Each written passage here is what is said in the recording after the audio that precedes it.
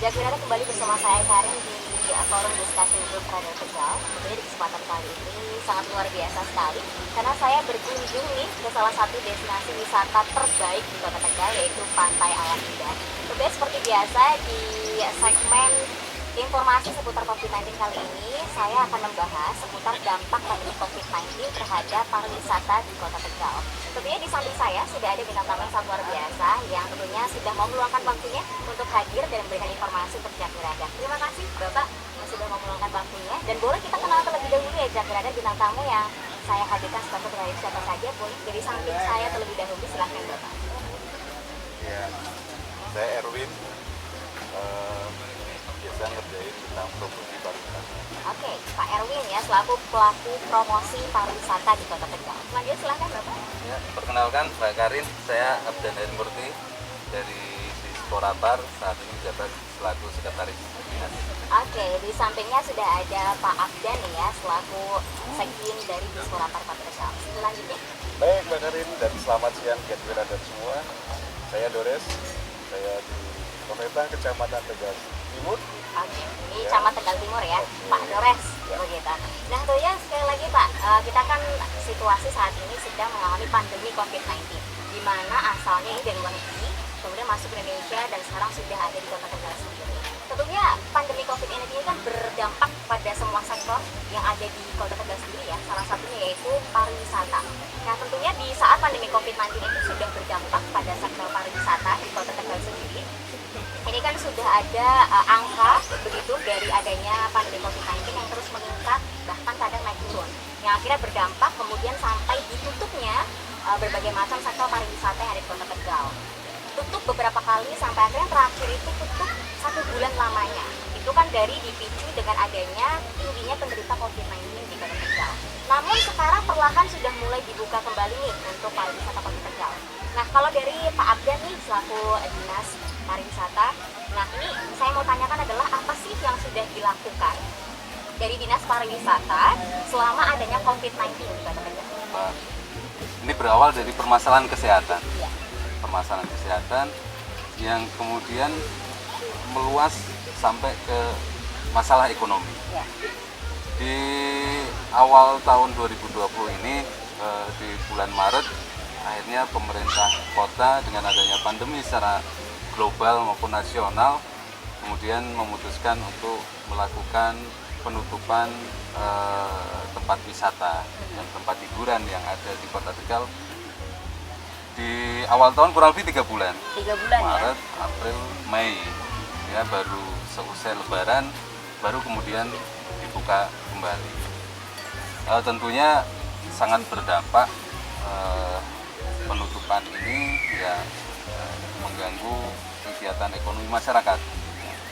Namun demikian pemerintah berusaha untuk menanggulangi itu dengan memberikan bantuan sosial bagi pedagang yang beraktivitas di tempat wisata pantai, khususnya di PAI, di Muarerja, kemudian di Batamsari, Pulau Komodo dan Pulau Kodok, selama 2 tahap pemberian bantuan tersebut. Sehingga diharapkan dengan adanya bantuan tersebut masyarakat sedikit terobati dari dampak. Selain itu juga ada bantuan dari pemerintah pusat juga yang dialokasikan ke daerah untuk para pelaku usaha pariwisata, bantuan berupa sembako dan juga masker. Hal ini juga dimaksudkan untuk menanggulangi dampak dari awal pandemi corona di Indonesia. Kemudian waktu berjalan, dinamika perkembangan COVID juga dinamis. Aktivitas pariwisata yang tadinya sudah mulai normal, walaupun dengan normal yang baru, artinya bahwa setelah ditutup 3 bulan, kemudian tempat pariwisata aktif kembali, usaha pariwisata aktif kembali, tapi dengan bulan Oktober kemarin dari tanggal 1 Oktober sampai dengan 1 Oktober kita tutup kembali untuk tempat wisata dan tempat hiburan. Dikarenakan ada dinamika perkembangan COVID yang ada di kota Tegal. Namun kemudian di bulan November ini sudah mulai aktif kembali dengan perketatan penerapan protokol kesehatan, sehingga masyarakat kita ajak kembali untuk mengunjungi tempat wisata, tapi dengan penerapan protokol kesehatan. Pasti ketika memasuki tempat wisata dimanapun di Kota Tegal, pasti wajib menggunakan masker. Kemudian jaga jarak, kemudian menghindari kerumunan.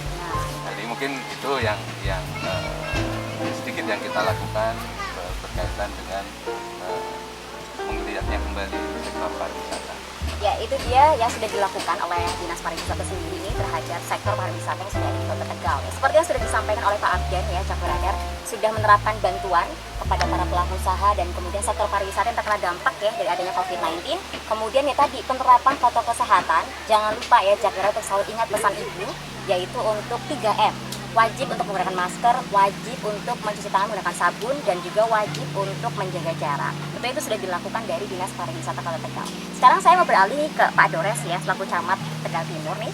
Selama penutupan pariwisata, dari kecamatan melakukan apa untuk membantu pelaku wisata termasuk pedagang yang mungkin juga terkena dampak? Silahkan Pak Dores. Pemerintah Kecamatan Tegal Timur dan pemerintah Kota Tegal pada umumnya merasa prihatin dengan adanya pandemi ini. Oke. Pandemi ini memang menjadi keprihatinan tersendiri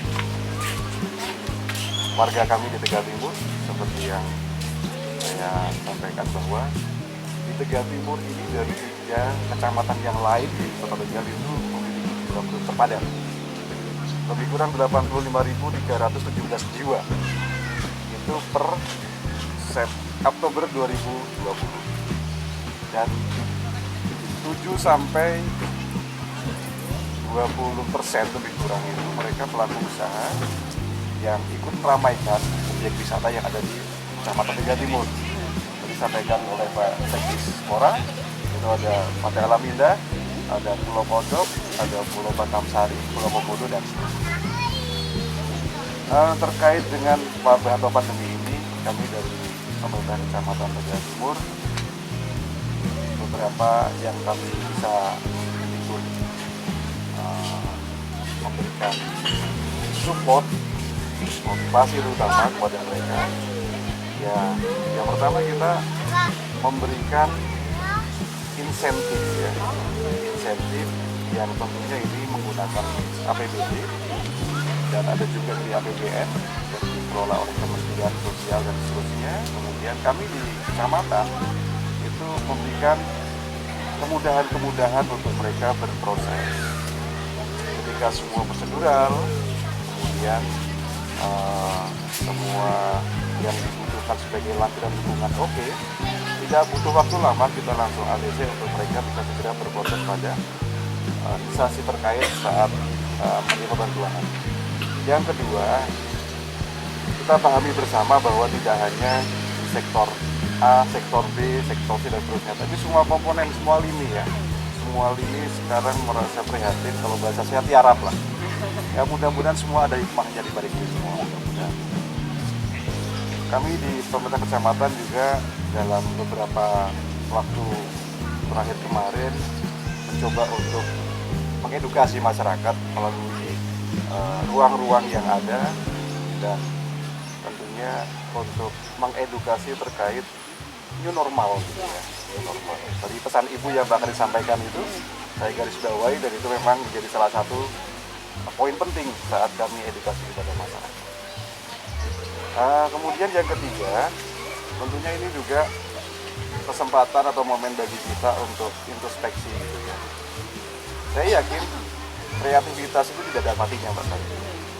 Mungkin kita dituntut atau kita diminta untuk lebih kreatif lagi untuk bisa survive gitu. Jadi kita sekarang hidup di zaman yang serba digital, dengan dengan media sosial yang luar biasa dan macam-macam lah ya. Jadi dengan memanfaatkan platform apapun media sosial, kita minta masyarakat sudah bisa juga untuk memanfaatkan itu.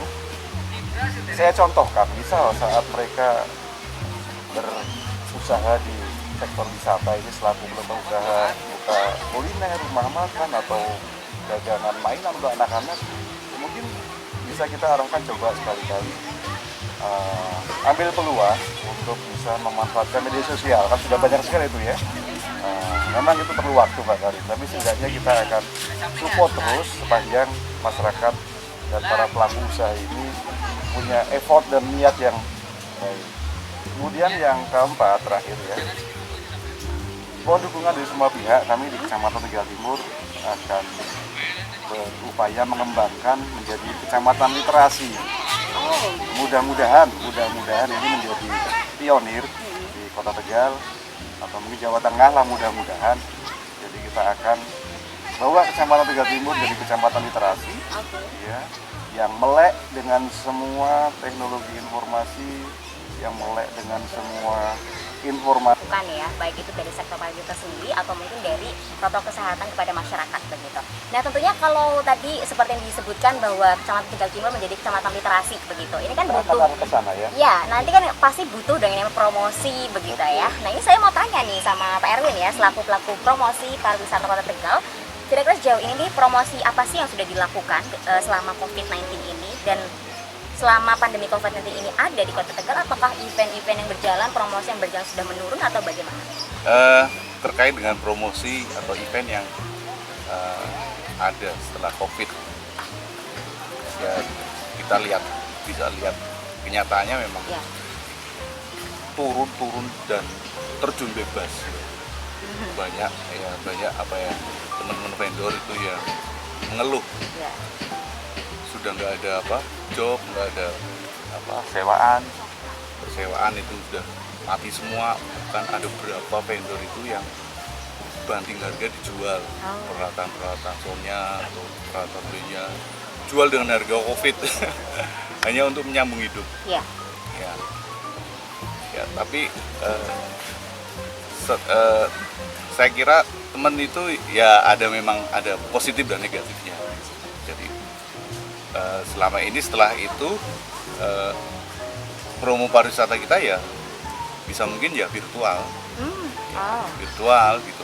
Seperti yang pernah saya lakukan dengan bekerja dengan dinas pariwisata, kita undang YouTuber. Wow. Ya, kemarin ada Mbak Tina Bule yang datang sini itu saya direct. Ya keuntungannya ada juga gitu loh ketika kita virtual. Coverage areanya lebih besar, lebih luas. Gitu. Banyak komen-komen di tempat komen status itu atau di YouTube itu dari luar kota bahkan luar negeri yang jadi ya mengenalkan destinasi pariwisata ya Secara global dengan gitu. secara global gitu. Tapi ya kita harus ingat kalau kita sudah berbicara dengan media yang tidak bisa dibendung coverage areanya, ya kita harus benar-benar serius untuk mengerjakannya, terutama untuk tempat-tempat pariwisata atau produk apa yang akan kita promosikan gitu. Nah, karena itu sudah bicaranya sudah global gitu. Nah, kayak kemarin kita dengan Mbak Tina itu dari teman-teman pariwisata memang sudah mempersiapkan fasilitas-fasilitas yang ada di Kota Tegal gitu. Terus kita explore, kita teliti lagi, sedikit kita urai lagi, baru kita jalan untuk bekerjasama dengan YouTuber itu. Itu banyak juga ya kita memang harus pandai ya. Dengan COVID ini hidup mesti berjalan, life must go on. Jadi kita harus mensiasati, nggak boleh kita menyerah. Nggak boleh menyerah yang sudah disampaikan oleh Pak Erwin seperti itu. Tapi tentunya tadi Pak Erwin kan menyebut ada promosi secara virtual ya. Berarti kan ini adalah inovasi perkembangan dari adanya promosi di wisata Kota Tegal sendiri. Nah, Coba saya mau tanya nih dari Pak Abdan, seperti yang sudah disampaikan Pak Erwin, inovasi apa nih kira-kira untuk menggiatkan kembali sektor pariwisata? Perkembangan teknologi. Salah satu keunggulan manusia Ya. di muka bumi ini adalah kemampuan untuk beradaptasi dalam semua situasi. Artinya bahwa kita bertahan sampai saat ini karena kita, nenek moyang kita mampu untuk menyesuaikan diri terhadap lingkungan yang ada. Ya. Saat ini kita berada di situasi pandemi Ya. yang belum berakhir ya, dan mudah-mudahan segera berakhir. Gitu. Amin. Mudah-mudahan segera berakhir, amin.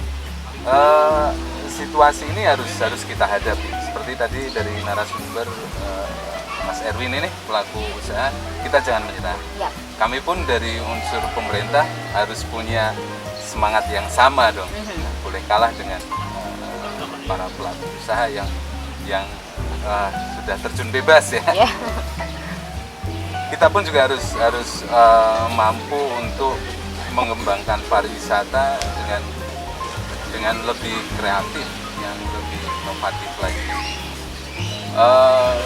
Kalau berbicara tentang usaha pariwisata, tentunya banyak jenis usaha yang mendukung kegiatan pariwisata, seperti halnya hotel, kemudian tempat hiburan, kemudian kafe, resto, kemudian tempat wisata tentunya. Ini kami dengan mereka pelaku usaha mencoba untuk mencari komunikasi yang baik untuk bisa menghadapi situasi yang seperti ini. Artinya situasi seperti ini harus kebersamaan lah yang menjadi kunci kita bisa melalui ujian ini. Ya. Masing-masing usaha pastinya yang utama dia harus menyesuaikan protokol kesehatan itu harus diterapkan. Kemudian mereka juga harus berhitung ulang lagi karena kapasitas wisatawan atau pengunjung di tempat yang mereka kunjungi pasti akan terbatas. Misalnya bioskop yang mungkin kapasitas tempat duduknya 100 harus 50%-nya, katakan seperti itu, sehingga kan mungkin perhitungan cost ya secara bisnis mungkin akan mengganggu. Nah, tapi ini situasi yang memang harus terjadi dan harus dilaksanakan. Nah, tentunya perlu inovasi, perlu pengembangan di tempat-tempat wisata juga, seperti tempat wisata di kami di Pemkot di Pantai Alam Indah ini. Kami juga dengan adanya pandemi ini tidak berhenti untuk berkembang. Ada penambahan infrastruktur, kemudian ada penambahan wahana baru, perbaikan spot-spot yang mungkin bisa untuk mendukung daya tarik bagi wisatawan. Kemudian promosi yang tadi seperti disampaikan Mas Erwin tadi, promosi yang coverage-nya ya borderless lah ya, nggak ada batas lagi. Kita bisa menyebarkan informasi, bisa promosi secara global. Mungkin itu inovasi yang kita lakukan, dan tentunya butuh kekompakan, butuh kerjasama dengan semua pihak, termasuk teman-teman dari IO, teman-teman dari pelaku usaha wisata yang lain, dan juga Pak Camat juga ini dari unsur masyarakat, karena kita tidak bisa lepas dari unsur masyarakat juga. Mungkin itu Mbak. Kan pasti butuh yang namanya bantuan dari berbagai macam sektor. Betul. Nah, tapi kalau misalnya dari Pak Dores sendiri nih, saya mau tanya dong, ini kira-kira apa sih yang dilakukan dari kecamatan untuk membantu menggiatkan pariwisata, entah itu di MAI atau mungkin Pulau Kodok atau mungkin di Pantai Batamsari dan lain-lain. Silakan. Boleh, insya Allah, Pak. Jadi kita saat ini harus bisa saling percaya, trust, kemudian saling menjaga, safety. Dan kesehatan nomor satu, healthy, dan keamanan juga perlu kita juga nomor satu ya, security, trust, safety, healthy, dan security. Jadi dengan itu besok dengan kawan-kawan pegiat sosial kita akan ke Batamsari, Mbak Karin.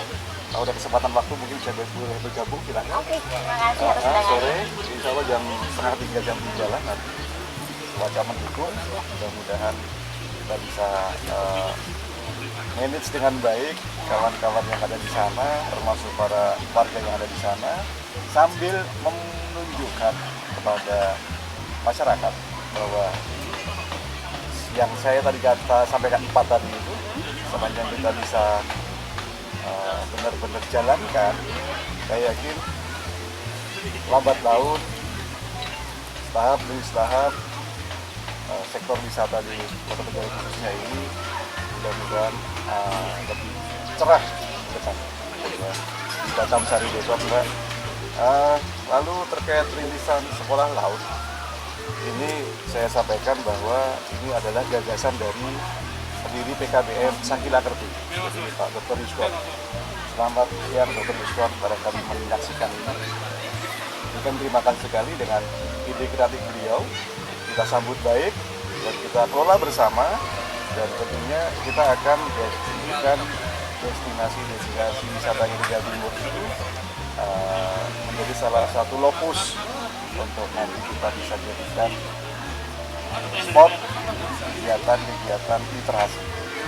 Nah, harapannya sebagai sumbangsi sebagian kecil dari kami untuk membuat masyarakat Tegal dan sekitarnya dan mungkin skala nasional bahwa di Tegal ini sudah terbangun trust, healthy, safety, dan security. Silahkan datang ke Tegal, tentunya juga dengan norma maupun protokol kesehatan yang tepat.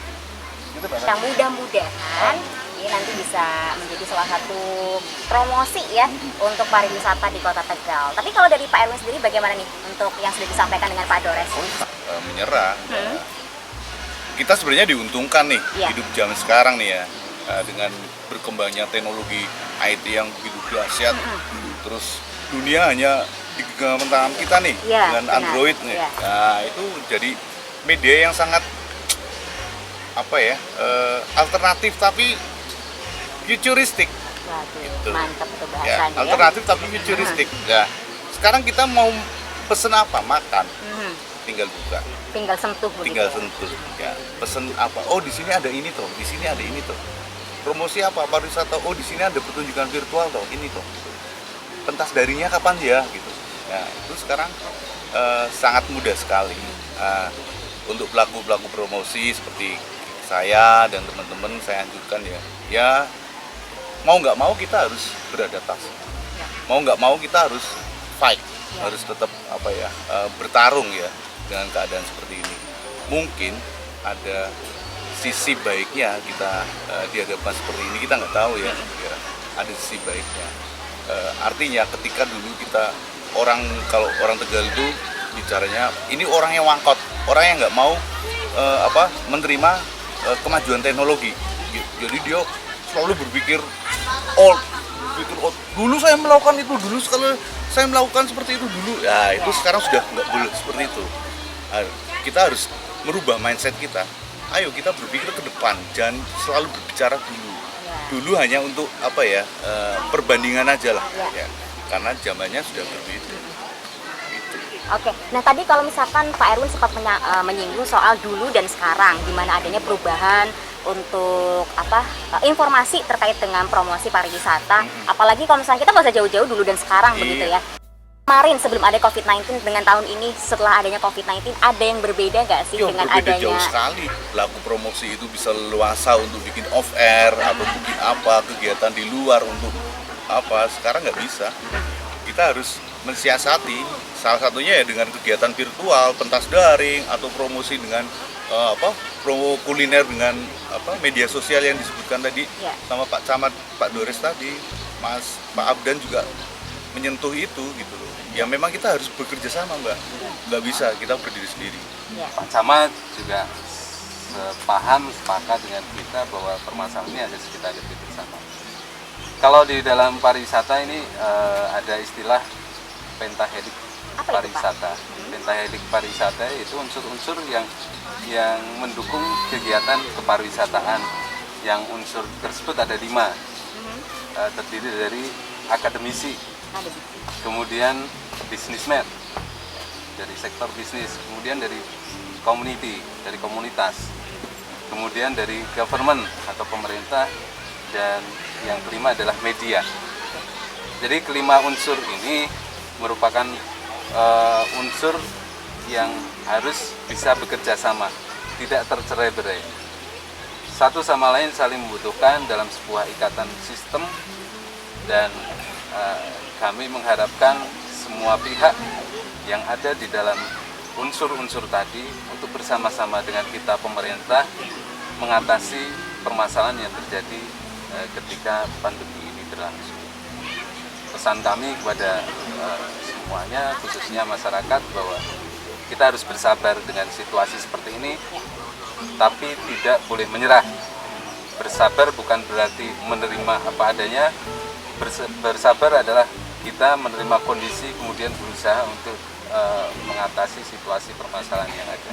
Dari masing-masing sudah saya tanyakan untuk terus yang namanya beradaptasi, selain menjaga protokol kesehatan ya tentunya, teruslah, maksudnya ayolah kita nggak usah nunggu-nunggu, tetap bergerak begitu Jaki Radar. Mudah-mudahan ini semua yang poin-poin penting yang sudah disampaikan bisa tersampaikan ke Jaki Radar khususnya, dan mudah-mudahan juga ini bisa membantu untuk menaikkan sektor pariwisata menjadi lebih baik lagi walaupun di tengah situasi pandemi saat ini. Begitu saja Jaki Radar obrolan kita nih untuk kesempatan hari ini. Sepertinya kita mau melanjutkan untuk menikmati suasana pantai alam indah yang sangat luar biasa ini, saya menikmati suguhan yang sudah ada ya. Nah tentunya Jaki Radar mudah-mudahan yang sudah disampaikan bermanfaat, dan jangan lupa nih untuk ingat pesan ibu ya, yaitu 3M. Wajib menggunakan masker, wajib untuk mencuci tangan menggunakan sabun, dan yang terakhir adalah wajib untuk menjaga jarak. Karin pamit undur diri, sampai jumpa.